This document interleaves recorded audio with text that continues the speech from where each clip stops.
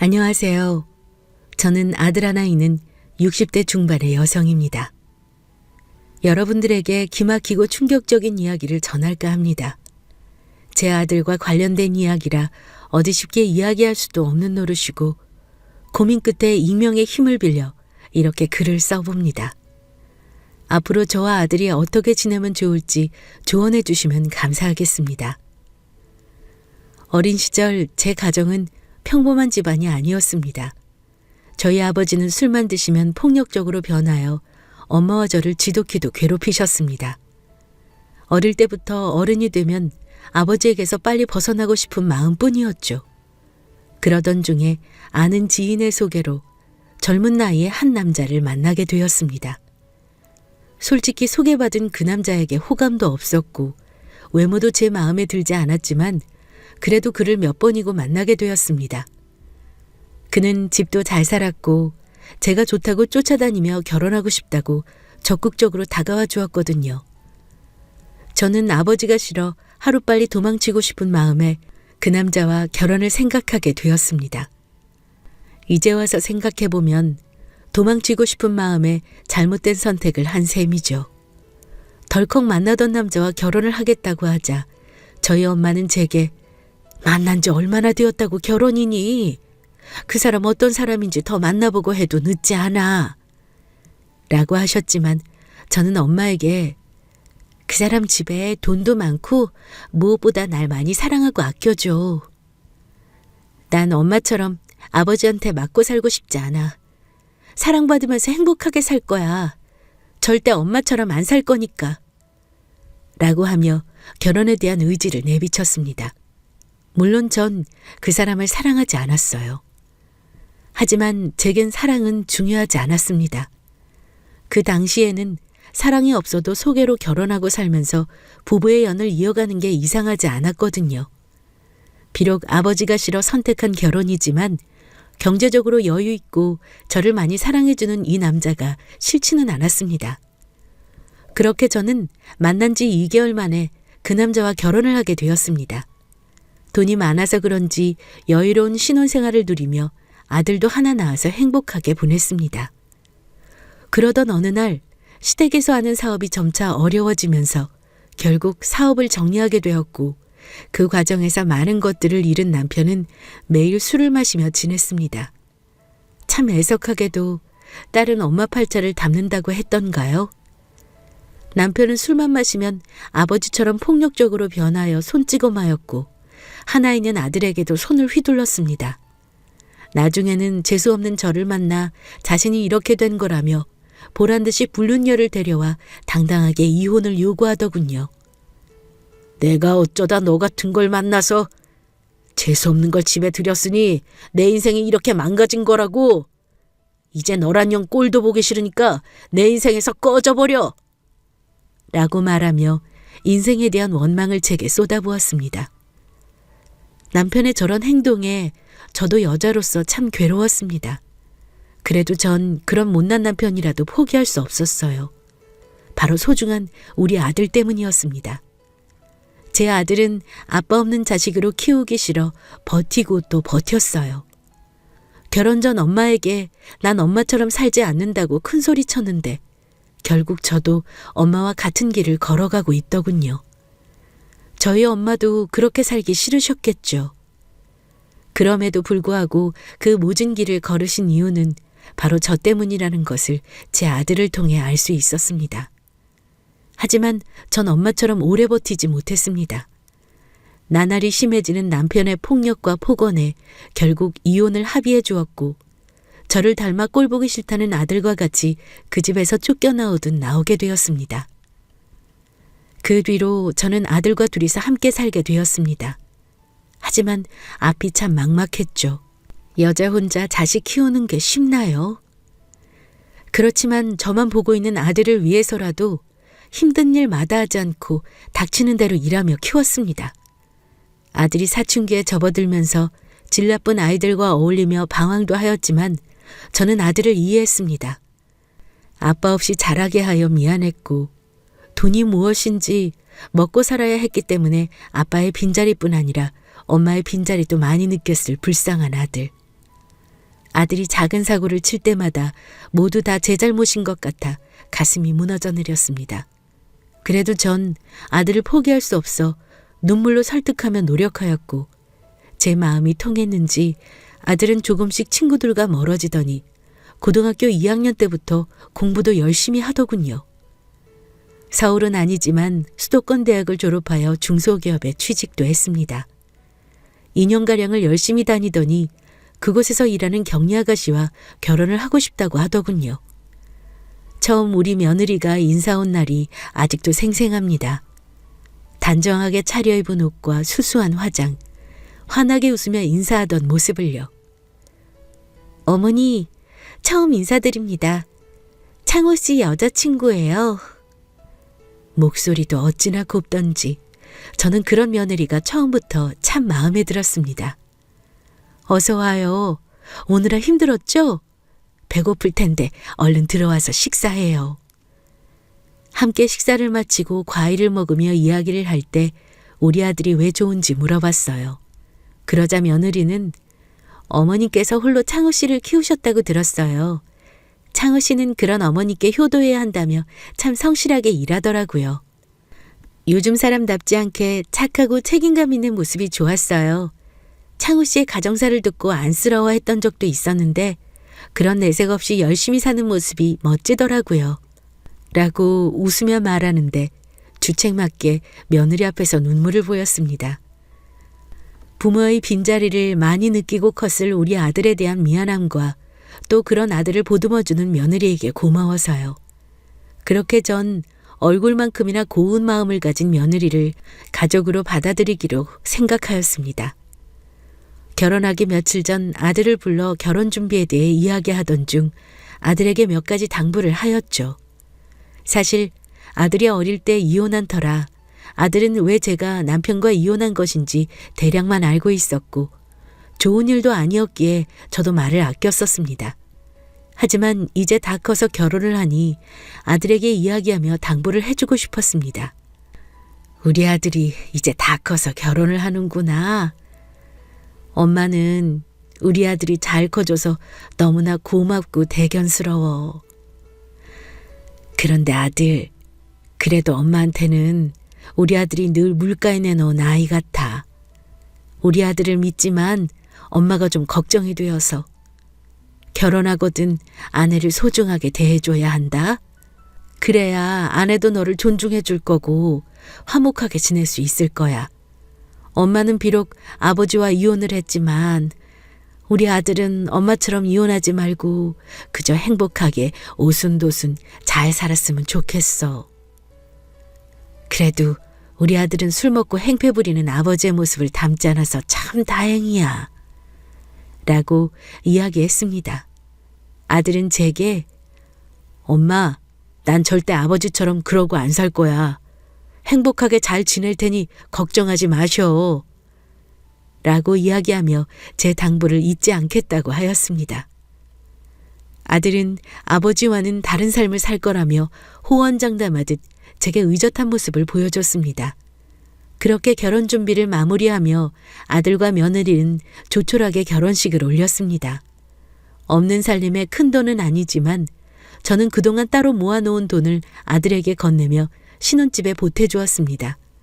아들은 혼자 사는 제가 걱정되었는지 가까운 거리에 신혼집을 얻었고 며느리와 자주 왕래하며 저를 챙겨주려 하였습니다. 무엇보다 우리 며느리가 제게 얼마나 살갑게 굴며 챙겨주는지 참 고맙더라고요. 결혼 준비할 당시 며느리는 어릴 적 부모님을 잃고 혼자 자라서 엄마의 정이 그리웠다고 하였습니다. 그래서 그런지 저를 엄마처럼 생각하는 듯 했어요. 저도 딸이 하나 생긴 듯 가슴으로 며느리를 품으며 제 딸처럼 소중하게 생각했습니다. 그러니 행복은 저절로 따라오더군요. 하지만 제게는 그 행복이 어울리지 않았나 봅니다. 1년 정도 지났으려나. 어느 날부터인지 집에 찾아오는 며느리의 얼굴이 조금씩 변해가더군요. 늘 환하게 웃던 아이였는데 웃음기도 없어지고 부쩍 말수도 줄었습니다. 곱던 얼굴에 그늘이 가득하고 밥도 잘 안 챙겨 먹는지 살도 부쩍 빠져 있었습니다. 하루는 얼굴과 몸에 상처가 있길래 며느리에게 아니 아가, 얼굴하고 여기 몸에 이 상처는 뭐니? 안 그래도 살도 빠지고 얼굴빛도 안 좋은 게 너 무슨 일 있니? 라고 말하며 걱정하자 며느리는 멋쩍게 웃으며 아 어머니 그게 별거 아니에요. 그냥 저번에 집안 정리하다가 선반이 잘못됐는지 무너져 내렸는데 그때 선반 위에 있던 물건들이 떨어지면서 좀 다쳤어요. 약 바르면 금방 나아요. 또 요즘 일이 많아서 피곤한가 봐요. 살이 자꾸 빠지네요. 라고 답했습니다. 저는 그런 며느리를 걱정하며 일도 바쁘고 힘들어도 잘 챙겨 먹어야 한다고 반찬도 더 챙겨주었습니다. 그러나 그 후에도 종종 얼굴과 몸에 상처와 멍이 보이더군요. 그런 며느리를 앉혀놓고 혹시 말 못할 고민이 있는 건 아닌지 왜 이렇게 멍이며 상처며 달고 다니는지 걱정되어 물어봤습니다. 제 물음에 며느리는 당황하는 듯 하더니 제게 걱정 끼치게 해드려 죄송해요. 저번에 퇴근하고 돌아오는 길에 밤이라서 그런지 잘 안 보여서 발을 헛디뎠는데 하필 계단에서 헛디딘 거라 크게 넘어졌어요. 그리고 요즘 회사 일이 많아져서 격리일 말고 창고 정리도 하거든요. 그러다 보니 일 다 하고 오면 저도 모르게 멍도 들어있고 상처도 있더라고요. 걱정 마세요 어머니. 금방 나아요. 라고 말하며 아무렇지 않은 듯 되려 걱정하는 저를 안심시키려 했어요. 그리고 그런 저를 보며 그래도 이렇게 걱정해 주시니까 감사해요. 걱정 끼쳐드려 죄송하기도 하고요. 저 정말 어머니를 제 친엄마처럼 생각하고 의지하는 거 아시죠? 하늘에서 저희 엄마가 제게 어머니를 선물로 보내주셨나 봐요. 라고 옅게 웃으며 제 손을 꼭 잡아주더군요. 저도 그런 며느리를 보며 손을 따스하게 잡아주었습니다. 그리고 며느리의 말을 듣고 저는 정말 그런 줄 알았어요. 그렇지만 아무리 일이 힘들고 그렇다 한들 어떨 때는 아들과 함께 집에 올 때조차도 며느리는 웃지 않고 멍하니 있기도 했고요. 전 그런 며느리가 계속 신경 쓰이고 걱정되어 아들에게 이야기했습니다. 아들, 요즘 새하기 힘든 거 알고 있지? 얼굴빛도 안 좋고 몸도 말라가고 걱정이다. 저러니 임신이 잘 안 되는 거 아닌지 걱정되고 일이 저렇게 힘들어 사람이 변해가는데 그 일 계속 다녀야 하는 거라니? 하고 이야기하자 아들은 크게 동요하지 않고 누워서 TV를 보며 일 뭐 다 힘들지 안 힘든 일이 어딨어 그래? 그리고 힘들다고 일 그만두면 엄마 아들 혼자 돈 벌어야 되는데 나도 힘들어 엄마. 둘이 버는 게 훨씬 낫지. 아기도 천천히 가지기로 했어. 돈 좀 더 모으고. 라고 하길래 저는 그런 아들을 더욱 멍하니 앉아있는 며느리를 보며 둘이 같이 벌면 돈이 더 빨리 모이고 좋지만 저러다 내 마누라 잡는 건 아닌지 싶다. 너도 힘들겠지만 당분간은 잘 챙겨줘라. 서로 의지하는 게 부부 아니니? 라고 말해주었습니다. 그러나 아들은 눈길도 주지 않고 멍하니 앉아있는 며느리에게 큰 신경을 쓰지 않는 듯 하더군요. 며느리뿐만 아니라 아들도 일하느라 고생이 많을 텐데 집에서 쉬고 있는 내가 더 챙겨줘야겠다는 생각에 며느리와 아들을 위해 반찬도 만들어주고 건강 챙기라며 몸에 좋다는 건강식품을 사주기도 하였어요. 그런 제 노력에도 며느리의 상태는 좋아지지 않았습니다. 일에 많이 지쳤는지 돌연 다니던 회사를 그만두고 집에서 쉬게 되었습니다. 저는 차라리 그만두고 푹 쉬면서 몸을 회복하는 게 좋겠다고 생각하며 일을 그만둔 며느리를 칭찬하며 달랬어요. 그만두고 좀 쉬면 해결될 거라 생각했는데 이상하게 시간이 지나고 상태는 좋아지지 않고 더 심해졌습니다. 제 집과 가까워 자주 놀러 왔었는데 이제는 잘 오지도 않고 보니까 집에서 나오지도 않는 것 같더라고요. 걱정스런 마음에 제가 직접 며느리를 찾아가 보기로 하였습니다. 며느리하고 아들이 좋아하는 반찬 몇 가지를 챙겨서 며느리의 집으로 갔습니다. 초인종을 누르고 기다렸는데 며느리는 나오지 않더군요. 일도 없고 집에도 잘 안 나가서 분명 집에 있을 텐데 왜 문을 열어주나 하는 생각에 걱정되어 비밀번호를 치고 들어갔어요. 집 문을 여니 온통 깜깜한 것이 불이 다 꺼져 있더군요. 며느리가 잠시 어디 볼일 보러 간 건가 싶어 반찬을 냉장고에 넣어 정리하고 온 김에 집안 청소나 좀 해줄 겸 불을 켜고 정리를 하다 안방으로 들어갔습니다. 안방 불을 켜자 저는 깜짝 놀라고 말았어요. 며느리는 안방 창밖을 보고 앉은 채로 멍하니 있었습니다. 제가 온 줄도 모르고요. 저는 며느리에게 다가가 이렇게 말했습니다. 아니, 집에 있으면서 문도 안 열어주고 불도 안 켜고 뭐하고 있는 거니? 라고 조심스레 묻자 며느리는 저를 쳐다보지도 않고 멍하니 창밖만 보고 있더라고요. 저는 그런 며느리가 점점 이상해져 가고 있다고 확신이 들기 시작했습니다.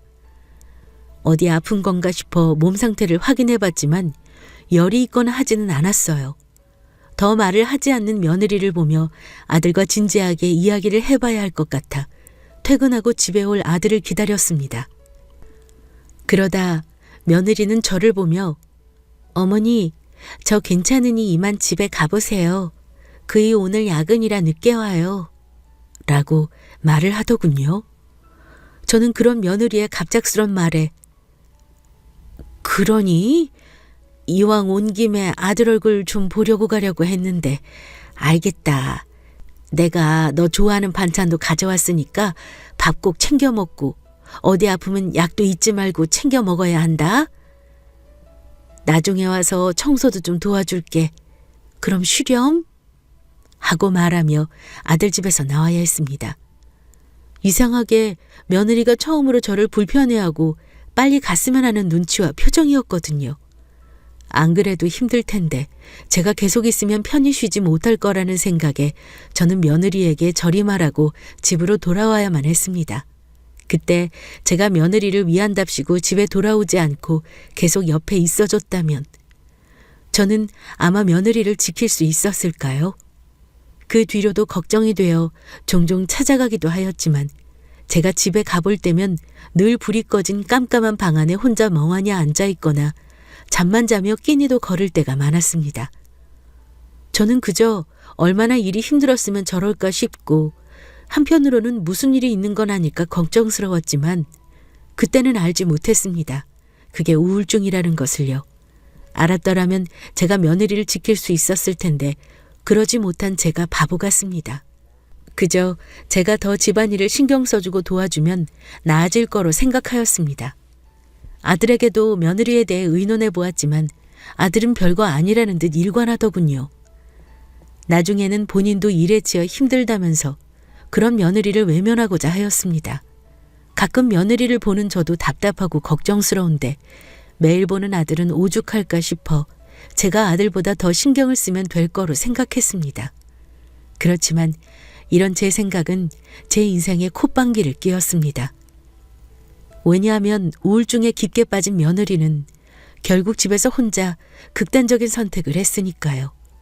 그날도 여느 날과 다름없이 반찬을 챙겨주고 집안일을 도와주려 아들 집에 들렀고 불이 꺼진 방문을 연 순간 저는 놀라 주저앉았습니다. 방바닥에 흩어져 있는 수많은 알약과 힘없이 쓰러져 있는 며느리의 모습을 보고 다리 이미 풀리고 말았으니까요. 서둘러 병원으로 옮겨봤지만 애석하게도 며느리는 결국 다시 눈을 뜨지 못했습니다. 그동안 무슨 그리 힘든 일이 많았는지 두 번 다시 눈을 뜨고 싶지 않은 듯 참으로 평온하게 눈을 감고 자고 있었으니까요. 그렇게 허망하게 며느리를 보내며 저는 마음이 아주 힘들었습니다. 저도 그렇게 가슴이 아프고 괴로운데 우리 아들은 오죽할까 싶었어요. 그런데 제 생각과는 달리 아들은 도리어 덤덤하더군요. 슬퍼하기보다는 체념한 듯 보였어요. 전 슬픔을 토해내지 못하는 그런 아들의 모습이 더 안쓰럽게 느껴졌습니다. 아들과 함께 며느리의 장례를 다 치르고 아들 집에 있는 며느리의 물건을 정리할 때 저는 생각했어요. 혹시라도 버티고 있는 아들이 힘겨울까 싶어 아들에게 제가 대신 며느리의 유품을 정리하겠다고 하였습니다.